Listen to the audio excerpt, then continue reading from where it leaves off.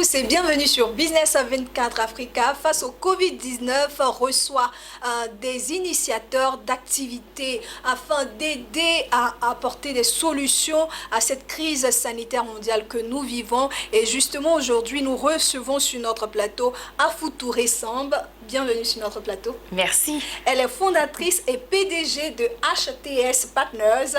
Vous êtes un cabinet de conseil en développement des affaires et investissement pour les entreprises africaines. Voilà, je voudrais déjà qu'on parle de HTS Partners et de celle qui porte cette grande entreprise. Merci beaucoup de m'avoir reçu. Bonjour.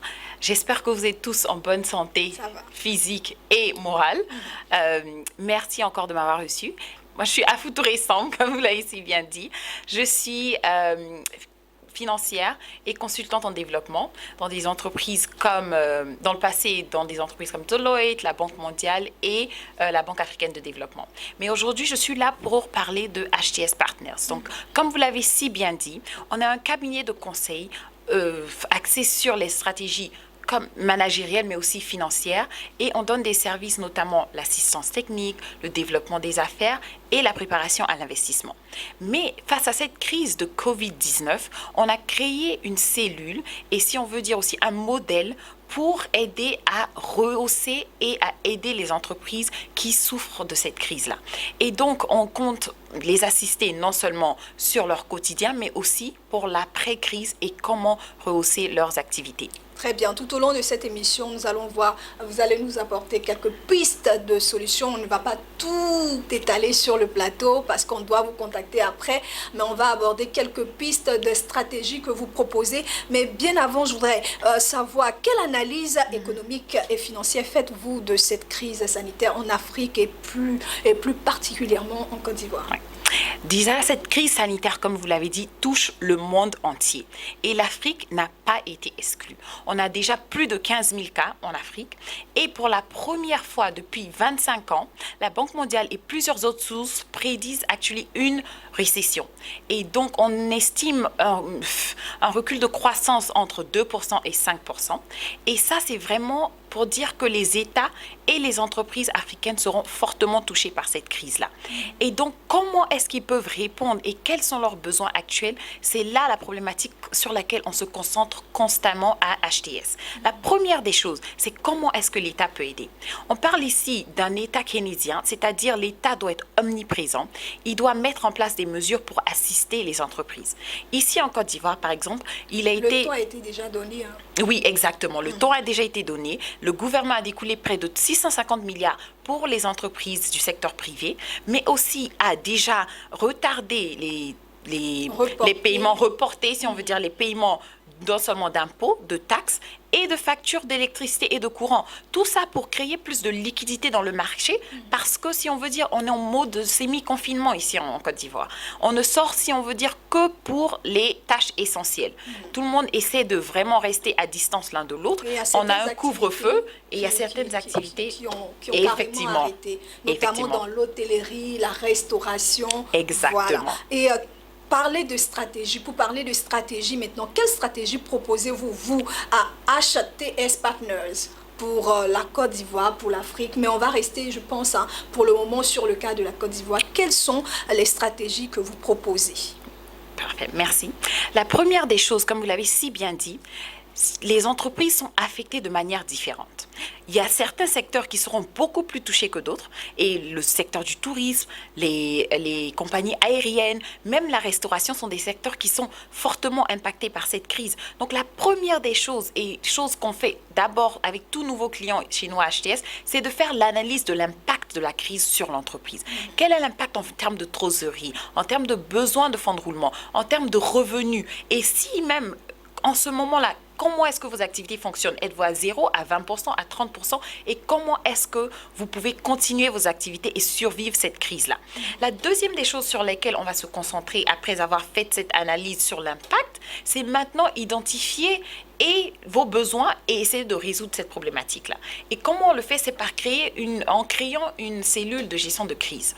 Il faut avoir un plan de continuité de l'activité. Et pour créer ce plan-là, il faut faire encore une analyse on appelle souvent une analyse SWOT. C'est-à-dire vous analysez les forces, les faiblesses, les menaces et les opportunités. La menace est déjà là. C'est le Covid-19. Maintenant, quelles sont les opportunités et comment est-ce qu'on peut planifier pour avancer malgré cette menace? Par exemple, il y a des activités, comme vous l'avez dit, qui vous seront maintenant à 30 ou 40% de moins de leurs revenus. Nous, on les aide à identifier quels sont les coûts qu'ils peuvent réduire. Et même s'ils réduisent ces coûts-là autour de 10% sur l'année, on retourne au même taux de 120% et ça égalise un peu la balance. Et c'est toute cette analyse-là qu'on fait de fond et on se concentre sur les coûts essentiels pour ne pas aussi tuer l'activité, mais la pérenniser sur le long terme. Parce qu'il faut penser l'après-crise. Il faut penser quelles sont les activités que je peux mener maintenant, dans cette période-là, qui vont quand même me générer un petit revenu pour que je puisse survivre. Ok, vous parlez de différentes entreprises, d'activités. On sait que l'économie de la Côte d'Ivoire est essentiellement sur l'agriculture. Il y a plusieurs activités économiques et de développement en Côte d'Ivoire. Vous, votre cabinet, vous êtes spécialisé dans quel domaine? Agroalimentaire, quelle industrie, je veux dire? Si on veut dire, nous, on travaille sur tous les secteurs. Parce qu'on a des solutions sur mesure. Et en dehors même des secteurs, on travaille au niveau de l'entreprise. On ne va pas, même dans le secteur agriculturel, il y a différentes compagnies, il y a différents besoins. Une compagnie qui a environ 100 ou 200 employés est vraiment différente d'une compagnie qui a 1 ou 2 employés. Donc nous, on fait vraiment, on quitte du macro au micro et on se concentre sur l'entreprise, leurs besoins et on leur propose des solutions sur mesure. Et donc, dans le cadre, par exemple, de la Côte d'Ivoire et de l'agroalimentaire, c'est un secteur qui est vraiment très demandé en ce moment. Parce que quelle que soit la crise, on aura besoin de manger. Quelle que soit la crise, on aura besoin de se nourrir, de nourrir nos familles. Donc c'est le moment pour nos pays africains et même la Côte d'Ivoire de se concentrer sur les secteurs essentiels. C'est-à-dire la santé, l'agroalimentaire, parce que dans tous les cas, on doit se nourrir, on doit aller à l'hôpital quand on est malade. Et donc, c'est ces secteurs-là sur lesquels on peut se concentrer. L'éducation, bien sûr, ça fait partie de ces secteurs essentiels. Dans ce sens-là aussi. Bien sûr. Et surtout, en ce moment-là, on parle beaucoup de transformation digitale. Parce que les élèves ne peuvent pas se rendre en classe, avoir du contact, si on veut dire, parce que ça crée maintenant un risque d'hygiène et de santé publique. Donc, comment est-ce qu'on peut utiliser toutes ces technologies-là pour maintenant continuer à instruire notre population, parce qu'une population qui n'est pas instruite ne peut pas aller à l'information, ne peut même pas comprendre ce message que nous sommes en train d'envoyer. Donc, il est très important de se concentrer sur l'éducation, mais en utilisant les ressources qu'on a en ce moment. Et nous, maintenant, avec notre entreprise, on a aussi été touchés et on a dû pivoter vers une solution digitale. Comment faire nos réunions?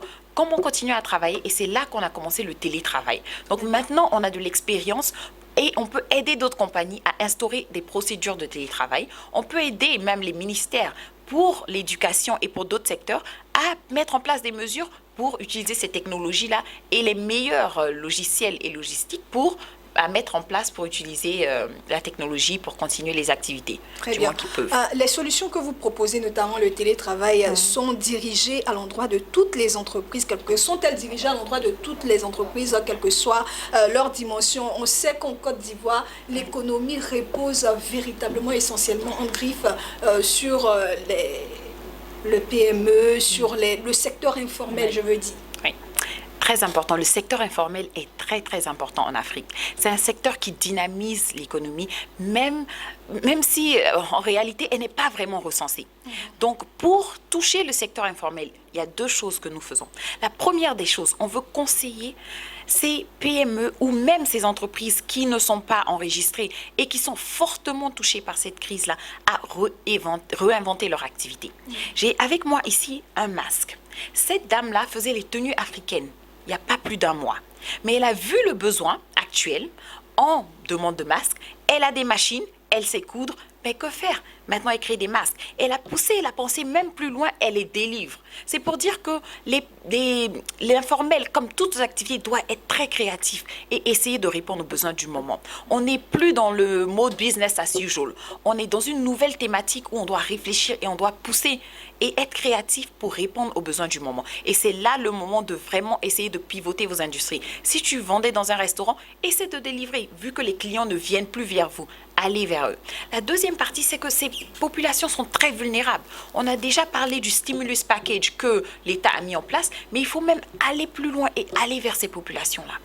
Aller vers eux et les toucher. On a déjà vu qu'il y a eu plein de dons qui ont été faits, mais ils ne doivent pas seulement faire des dons, ils doivent faire de l'assistance technique. Les assister non seulement financièrement, mais aussi à continuer leur activité. Parce que l'informel emploie un grand nombre de jeunes en Afrique et il faut le faire. Et donc nous, on met maintenant à leur disposition des webinaires, c'est-à-dire où on fait du brainstorming, on réfléchit sur la thématique.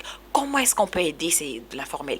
Venons ensemble et réfléchissons. On a fait un il y a à peine 2 jours. On a eu plus de 100 personnes qui sont enregistrées et 50 personnes qui ont participé. Ensemble, on a pu réfléchir sur la thématique. On s'est posé des questions et les solutions se sont créées du moment de partage qu'on a pu avoir. Et on est prêt aussi à partager ces solutions-là gratuitement avec les compagnies informelles parce que c'est le moment d'avoir de l'empathie, disons, d'être un leader qui crée de la confiance. Parce que ce n'est pas toutes ces activités en ces moments difficiles qui vont générer du revenu, mais il faut pouvoir créer cette confiance pour que demain, ils se rappellent de vous et reviennent vers vous quand ils seront maintenant dans le besoin et pourront maintenant payer pour vos services. Donc, il faut vraiment penser plus loin que ces prochains 3-6 mois qui seront assez difficiles pour tout le monde et pour toute entreprise.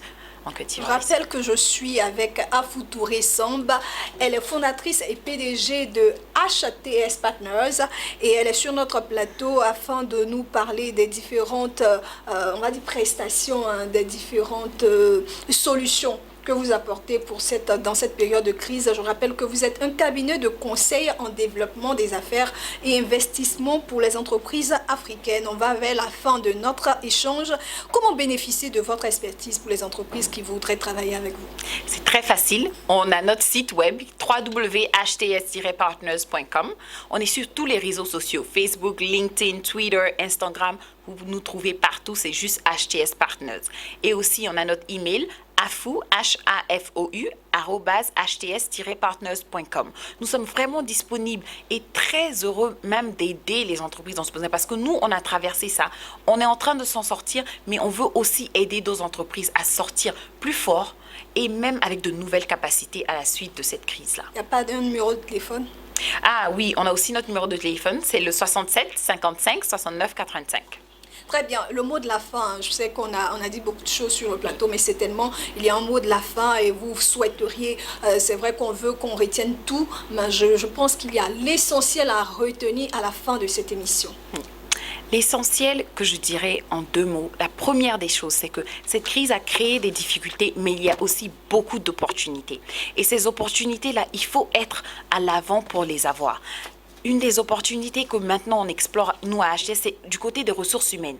Beaucoup d'universités de renom, certaines même comme Harvard ou Wharton, dont j'ai été diplômée, mettent maintenant des ressources et des classes en ligne à la disposition de personnes et même pour la formation. Et nous, on peut vous aider à avoir accès à ce genre de ressources-là. Donc, il faut être à l'avant et aller chercher ces opportunités que cette crise a créées, parce qu'il y en a. Ça n'a pas l'air de l'être, mais il y en a. Et la dernière partie, c'est l'optimisme. Il faut être optimiste. Il faut continuer ces activités. Il faut trouver un moyen de rester en vie et d'être créatif et vraiment d'aller de l'avant. Et je pense que c'est le moment pour l'Afrique de saisir cette opportunité pour se transformer et pour renaître et encore plus forte et plus dynamique. Merci beaucoup Afou Touré Samba. Je rappelle que vous êtes fondatrice et PDG de HTS Partners. Vous êtes un cabinet de conseil en développement des affaires et investissement pour les entreprises africaines. Vous étiez sur notre plateau pour nous proposer des stratégies pour faire face aux effets de la crise sanitaire du Covid-19 que nous vivons actuellement. Merci d'être passé sur notre plateau. Merci beaucoup. Merci de m'avoir reçu. Merci. Merci de nous avoir suivis et je vous dis à très bientôt dans un autre numéro de Face au Covid-19.